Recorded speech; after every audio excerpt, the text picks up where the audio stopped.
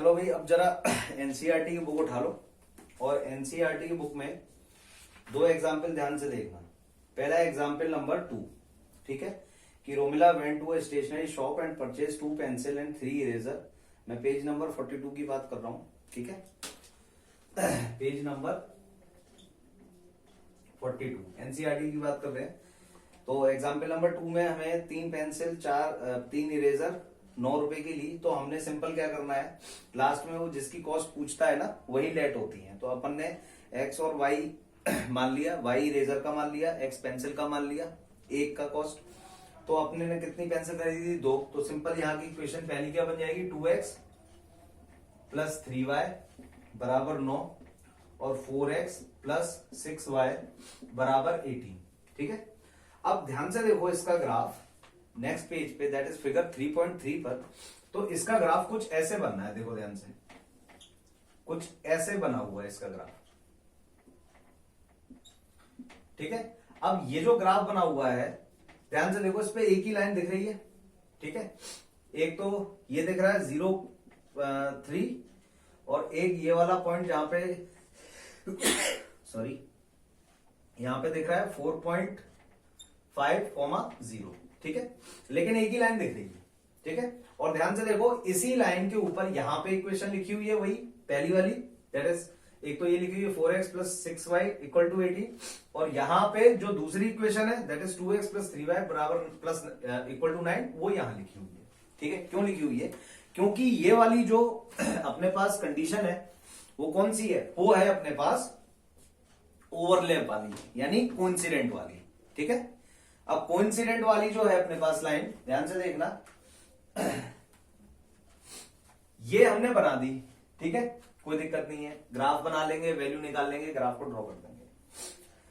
अब समझाना क्या चाह रहा हूं उस बात को समझना। जब मैं ये दोनों इक्वेशन ग्राफिकल आ जाएगा तो ऐसे ही बन जाएगा, ठीक है। और हाँ चलो एक चीज और सुन लो कि मान लो ये ड्रॉ हो गया है, ऐसे ड्रॉ होगा ना ये, हाँ, इसका हो गया 0,0। तो फिर से वो, अब इस क्वेश्चन में ध्यान से सुनो, इस क्वेश्चन में क्या वो पूछेगा, यहाँ पे दो लाइन तो है नहीं, एक ही लाइन है, और वो आपस में क्या कर रही है, दोनों इक्वेशन एक ही जैसी ओवरलैप कर रही है। तो इस केस में अगर वो आपसे एरिया पूछेगा, फॉर एग्जाम्पल एरिया इसमें भी पूछ सकता है, ठीक है, एरिया नहीं sorry, with the help of this linear equation and X axis and Y axis, दोनों को ध्यान से सुनो क्या कह रहा हूं। पहले वाले क्वेश्चन में क्या था, एक्स एक्सिस से अलग ट्राइंगल बनना था, वाई एक्सिस से अलग ट्राइंगल बनना था। यहां पे एक्स एक्सिस और वाई एक्सिस से एक ही ट्राइंगल बनना है, ठीक है। तो वो क्वेश्चन में सिंपली लिख देगा कि डिटरमाइन द एरिया, एक तो एरिया जरूर पूछेगा अगर ये क्वेश्चन आया तो, कि what is the area of the triangle with the help of intersecting line, क्योंकि वो तो तुम्हें बताएगा नहीं ना कि इंटरसेक्ट हो रही है, पैरेलल है या कोइंसिडेंट हो रही है। तो with the help of 2 lines equation and with the help of X axis and Y axis. तो सिंपल क्या करना है, पहले फाइंड करने हैं कोऑर्डिनेट्स, ठीक है। ये अपन ड्रॉ कर लेंगे, इसको नाम दे दो ए, इसको नाम दे दो बी, इसको नाम दे दो सी। तीनों के कोऑर्डिनेट पता है भाई, 0,3, 0,0 और -4,5, यही है भाई। एक बार चेक कर लेता हूं, हाँ बिल्कुल यही है, ठीक है। तीनों नाम दे दिए। तो ट्राइंगल के कोऑर्डिनेट तो लिख दोगे, इसको शेड भी कर दोगे बड़े अच्छे से, ठीक है। लेकिन उसने अगर पूछ लिया एरिया, क्या पूछ लिया, एरिया, तो एरिया निकालने के लिए of triangle A B C, बचपन में हमें क्या पढ़ाया गया था, हाफ बेस इनटू हाइट, यही एक जगत फॉर्मूला है, ठीक है। होते तो बहुत से हैं, हीरोइंस फॉर्मूला भी होता है, इक्विलेटर ट्राइंगल का अलग होता है, ठीक है, आइसोसेलेस का अलग होता है, लेकिन ज्यादातर जो हम बच्चों को याद रहता है वो हाफ बेस इनटू हाइट, इसी का यूज होना है। कैसे, देखो ये एक्सिस है तो ये 90 डिग्री बनाएगी, ठीक है। अब ध्यान से देखो, ये एक ट्राइंगल है जो ए ओ और सी, सॉरी ए ओ आएगा यहां ए, अच्छा बी लिख दिया है मैंने, चलो बी लिख दो, नहीं तो ओ लिखते हैं हमसे जनरली, कोई दिक्कत नहीं है, बी लिख दो। तो अगर ए बी सी की मैं बात करूं, ये अपने पास 90 डिग्री है, तो ध्यान से देखो यहां से यहां तक का डिस्टेंस कितना होगा, बताओ भाई जल्दी से। ध्यान से देखो, यहां से ये जो मार्किंग है ये वाली, ये वाई एक्सिस ही तो है, और वाई एक्सिस पे ये जो पॉइंट है इसका वाई कोऑर्डिनेट क्या है, ये x है और ये y है। तो जो y है वो क्या है, 3 है, मतलब ये 3 है, ठीक है। ये मार्किंग ऐसे होगी भाई, ये 3 पे होगी, देखो बुक में, ठीक है। ये 3 पे जा रही होगी लाइन, और इसके ऊपर एक 4 होगा कहीं पे, और यहां कहीं 2 होगा, और यहां कहीं 1 होगा। तो यहां से यहां तक की डिस्टेंस कितनी हो गई, 3। कितनी हो गई, 3 यूनिट, ठीक है भाई। ये जो पॉइंट है वो कितने पे लगा है, 4.5। तो यहां से यहां तक की डिस्टेंस कितनी हो गई भाई, 4.5 यूनिट। यूनिट हमें गिवन नहीं है इसलिए हम यूनिट लिखते हैं, ठीक है भाई। तो अपन को हाइट पता चल गई, बेस पता चल गया, this one is the height, ये h हो गई, ये क्या हो गया, b हो गया, बेस, ठीक है। अब ये फॉर्मूले में पुट कर दो, तो क्या हो जाएगा, हाफ बेस, बेस बोले तो कितना 4.5 और हाइट बोले तो 3, ठीक है। अब ये कैंसिल कर लोगे आराम से, या तो एक काम करो, 3 का आधा कितना होता है, 1.5।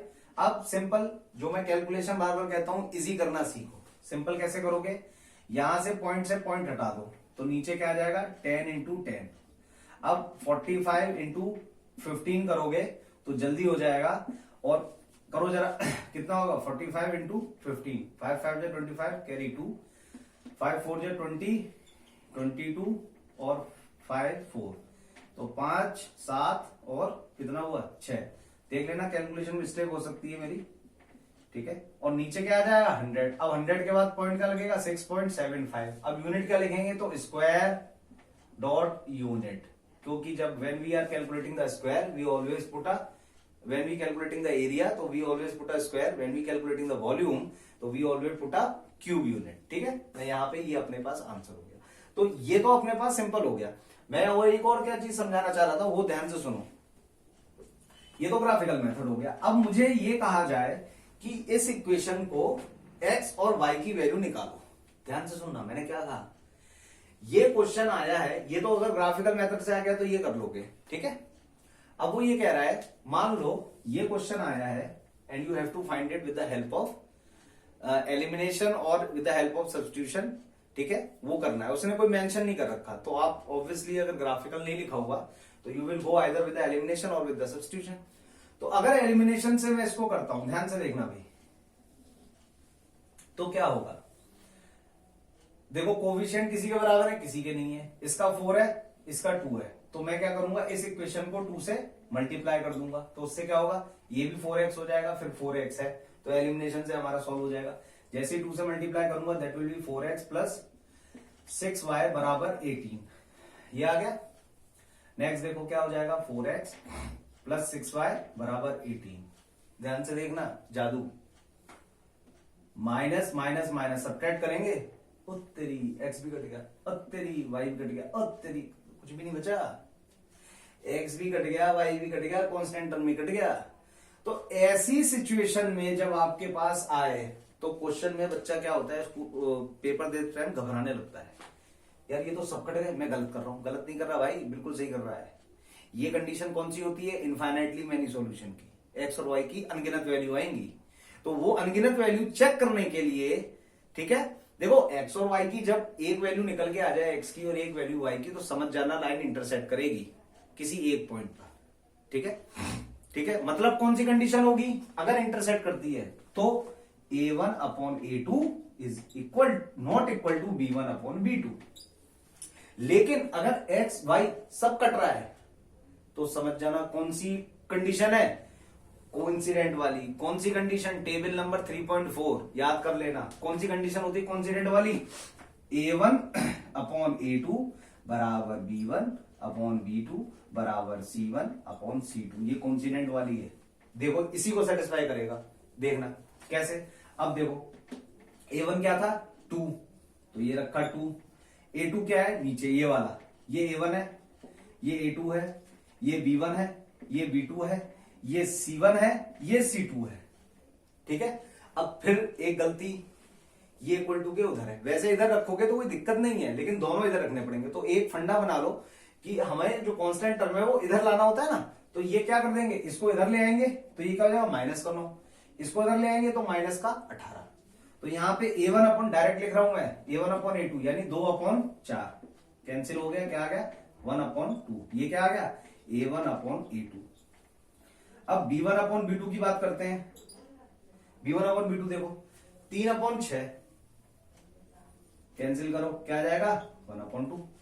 और तीसरा टर्म C1/C2 निकालो। C1/C2 जैसे देखेंगे तो ये इधर ले आओ माइनस का 9, फर्क नहीं पड़ेगा पर एक चीज बना लो, इधर ले आओ माइनस का 9 अपॉन इसको इधर ले आओगे तो माइनस का 18। क्या आया, ये कंडीशन सेटिस्फाई हो गई कि नहीं हो गई? देखो A1/A2 1/2, B1/B2 1/2, C1/C2 भी 1/2, तीनों 1/2 आ गए। तो ये कौन सी कंडीशन हो गई? कोइंसिडेंट। तो कभी भी अगर इस तरीके से सॉल्व हो रही है इक्वेशन, ठीक है, सीबीएसई वाले कुछ भी कर सकते हैं, ठीक है, वो कंफ्यूज करते हैं भाई। पेपर जो डिजाइन होता है एक्चुअल में वो इस तरीके से डिजाइन होता है, ये बात मैं बार बार कहता हूं कि कुछ क्वेश्चन ऐसे होंगे जो सीधे सीधे होते हैं, लेकिन कुछ क्वेश्चन वो जानबूझ के ऐसे देते हैं जो बच्चे का माइंड को डाइवर्ट करे। अब जो रिगरस प्रैक्टिस करता है उसका दिमाग कभी भी डाइवर्ट नहीं होता है। डाइवर्ट किसका होता है? जिसने कम प्रैक्टिस कर रखी है, जिसने पूरे साल पढ़ाई नहीं करी है। हर बार उसको ये सुनने को मिलता है, हम लोग कहते हैं, हम जैसे लोग कहते हैं कि तुम्हारा कुछ नहीं हो सकता, तुम पास नहीं होगे, ये वो XYZ ब्ला ब्ला ब्ला। याद रखना, मैं भी ऐसी कैटेगरी का था, मुझसे भी सब यही कहते थे, लेकिन वो लास्ट के जो 15 दिन होते थे ना, उसमें झोंक दो अपने आप को बस। जो भी तुमसे कह रहा है, क्या कह रहा है कि ये कुछ नहीं कर पाएगा, वो कुछ नहीं कर पाएगा, सब चीज समेटते जाओ, अपने अंदर रखते जाओ और अपने एग्रेशन को बढ़ाओ। उस एग्रेशन को पॉजिटिव वे में बढ़ाओ। टीचर बेइज्जती कर रहा है, उसको अपनी ईगो पे लो। इसने बोल कैसे दिया, नंबर नहीं आएंगे, इसको ला के दिखाऊंगा। जब ये चीज आ गई ना तो अपने आप तुम पास हो जाओगे। और जिस दिन तुम्हारे टीचर के कहने से तुम्हारे नंबर आ गए, जिस दिन तुम देख लेना, तुम आराम से बैठ के सोचोगे कि यार उसने अगर ये नहीं कहा होता तो मैं उसको दिखाने के लिए करता ही नहीं। भाई कुछ बातें होती है जो यहां इधर लेफ्ट हैंड ये है ना, यहां लेनी पड़ती हैं, इधर, समझ रहे हो,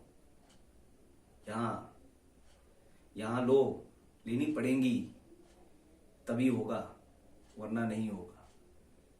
और लेने जिस दिन तुमने यहां पे बात ले ली, ठीक है, उस दिन काम बन जाएगा। तो ये था अपने पास कि अपन बिना सॉल्व करे ये पता कर सकते हैं कि x और y की क्या कंडीशन बन रही है, इंटरसेक्ट कर रहे हैं नहीं कर रहे, एरिया डिस्कस कर लिया। ये अगर नॉन सपोज कोइंसिडेंट है तो ये x और y सब कट जाएगा। ठीक है, समझ में आया ये? अब देखो एनसीईआरटी के क्वेश्चंस को मैं एक्सपेंड करके बता रहा हूं और कुछ नहीं कर रहा। एनसीईआरटी में सब है। लोग कहते हैं एनसीईआरटी बेकार बुक है, वो लोग ही बेकार हैं क्योंकि उन्हें दुकानें चलानी है। बच्चे को इतना भ्रमित कर रखा है कि वो बेचारा बेवकूफों की तरह इधर से उधर भाग रहा है बस, कि यहां पढ़ लूंगा वहां पढ़ लूंगा। कहीं नहीं पढ़ना भाई, एनसीईआरटी पे पढ़ो बस, कोई मतलब नहीं है इधर उधर जाके टाइम वेस्ट कर रहे हो अपना। और इस टाइम तो बिल्कुल टाइम वेस्ट मत करो, बस बैठो पढ़ो जितना पढ़ सकते हो। चलो अब आ जाओ next example, that is example number 3। देखो ध्यान से, नहीं एग्जाम्पल नंबर 3 तो हमने कर लिया नहीं एग्जाम्पल नंबर 3 नहीं किया। चलो एग्जाम्पल नंबर 3 देखो, पेज नंबर 43 पे। 43 पे अगर मैं ध्यान से देखूं तो मेरे पास दो इक्वेशन है। First is x plus 2y minus 4 equals to 0 और 2x प्लस 4y माइनस का 12 इक्वल टू 0। ठीक है, अब देखो ग्राफ कैसे बनेगा, क्या बनेगा वो छोड़ो, सबसे पहले हम इसको एलिमिनेशन तरीके से सॉल्व करते हैं। तो एलिमिनेशन के करने के लिए देखो भाई यहाँ पे 2x है, यहाँ पे x है। ठीक है, तो जैसे ही मैं अगर बराबर करूंगा, ध्यान से देखो तो क्या हो रहा है, इसको मैं किससे मल्टीप्लाई कर दूंगा 2 से, तो अपने पास मल्टीप्लाई करके ये इक्वेशन क्या आ जाएगी 2x प्लस का 4y और माइनस का कितना आ गया 8 बराबर 0। ठीक है, this one is the first one, this one is the second. अब ध्यान से देखो, तो ये रात में मैं रिकॉर्ड कर रहा हूं, ठीक है, पढ़ लो। इसको मैं अगर इसमें से माइनस करूंगा तो ये प्लस हो जाएगा। ध्यान से देखो, x कट गया, 2 और 2, ये भी कैंसिल हो गया। क्या बचा अपने पास? ये प्लस का है, ये माइनस का। क्या बचा? देखो ध्यान से, कितना बचा? माइनस का 4 बराबर 0। यहां पे भी x और y कट गया, ठीक है। अब ये x और y कट गया तो हम घबराने लगते हैं कि भाई यहाँ पे क्या हो गया, ये तो x और y की वैल्यू निकालने के लिए कहा था, क्या हो गया? कुछ नहीं करना भाई, ये फिर से यूनिक नहीं है, फिर से सीबीएसई ने तुमसे चाल खेली है। ये क्या नहीं है, ये तुम्हारा यूनिक सॉल्यूशन तो नहीं है। अब चेक करो कौन सा है। तो क्या करना है, a1/a2 वही टेबल नंबर 3.4। ध्यान से देखो, a1 बताओ क्या है यहाँ पे? ये a1 है, ये b1 है, ये c1 है, ये a2 है, ये b2 है, ये c2 है। देखो भाई, a1/a2 क्या है? इसका कोफिशिएंट 1 है, 1/2, ठीक है। ये आ गया a1/a2। b1/b2 जरा निकालें, क्या आएगा भाई? 2/4 कैंसिल हो जाएगा, क्या आएगा? 1/2। और ये दोनों बराबर आ रहे हैं। अगर ये दोनों बराबर आ रहे हैं तो हमें c1 c2 निकालना पड़ेगा। दोनों बराबर नहीं आ रहे तो यूनिक सॉल्यूशन होता है, यूनिक तो नहीं है। अब निकालो c1/c2। c1 क्या है तुम्हारा? -4। c2 क्या है तुम्हारा? -12। माइनस से माइनस गया और 4 दिया 12, 1/3। तो कंडीशन क्या है? a1/a2 equals to b1/b2 is not equal to c1/c2। भैया कौन सी कंडीशन है ये? टेबल में देखो जरा। अगर टेबल में देखें 3.4 पे, किधर गई टेबल? हाँ, 3.4 टेबल में देखें तो ये कंडीशन तो पैरेलल लाइंस की है भाई। तो ये जो लाइन मैं इन इक्वेशन से अगर ग्राफिकली ड्रॉ करूंगा तो ये कौन सी आएंगी? पैरेलल आएंगी, याद रखना, ठीक है भाई। साथ में इसी टेबल के ऊपर 4.6 में 3 पॉइंट दे रखे हैं टॉप पे, फर्स्ट सेकंड थर्ड। उसको जरा ध्यान से अंडरलाइन कर लो। पहला जो पॉइंट है वो क्या है अपने पास कि द लाइंस में intersect in a single point in the case the pair of a linear equation is unique. Unique solution कहते हैं जब x और y की एक वैल्यू हो, मतलब ये वाला केस, ये वाला, ठीक है। जब दोनों लाइन इंटरसेक्ट होंगी किसी एक पॉइंट पे, तो यहां पे परपेंडिकुलर डालेंगे तो x कोऑर्डिनेट मिलेगा, यहां पे परपेंडिकुलर डालेंगे तो y कोऑर्डिनेट मिलेगा, ठीक है भाई। हाँ, और इसको हम एक नाम से और जानते हैं, जो ब्रैकेट में लिखा हुआ है, ऐसे अंडरलाइन कर लो, कंसिस्टेंट पेयर ऑफ इक्वेशन। दूसरा पॉइंट पढ़ते हैं।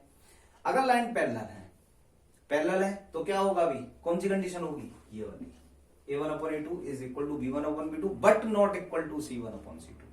तो इसके केस में भी देखना x और y कोफिशिएंट कैंसिल हो जाएंगे, ठीक है, क्योंकि वैल्यू नहीं निकल के आएगी। तो इस केस में हमारे पास, इसको हम क्या कहते हैं? Inconsistent pair of equation. Underline कर लो, ब्रैकेट में लिखा है क्योंकि ये ऑब्जेक्टिव में आते हैं। तीसरा है कि अगर मेरे पास a1/a2 is equal to b1/b2 is equal to c1/c2 आ जाए तो ये कौन सा हो गया? Infinitely many solution. इसको हम कहते हैं, ध्यान से, ये जो बड़े ब्रैकेट में लिखा है, छोटे में इसको अंडरलाइन कर लो, dependent consistent pair of equation. समझ में आई कहानी?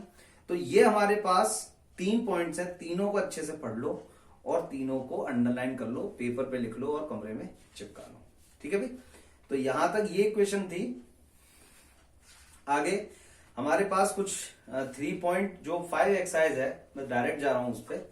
इस वाली इक्वेशन में हमारे पास 3.6 पे, सॉरी, हमारे पास कुछ क्वेश्चंस हैं, ठीक है। ये हम नेक्स्ट वीडियो में शूट करेंगे। आज के लिए इतना ही बहुत है। So thank you very much for watching this. Keep doing hard working, और हार्ड वर्क का कोई शॉर्टकट नहीं होता, ये बात याद रखना। और जो हार्ड वर्क का शॉर्टकट ढूंढता है वो लाइफ में शॉर्टकट ही देखेगा। देखो भाई, सिंपल सा एक ज्ञान दे रहा हूं, हर एक क्लास में दूंगा, जरूरी है आज के बच्चों के लिए।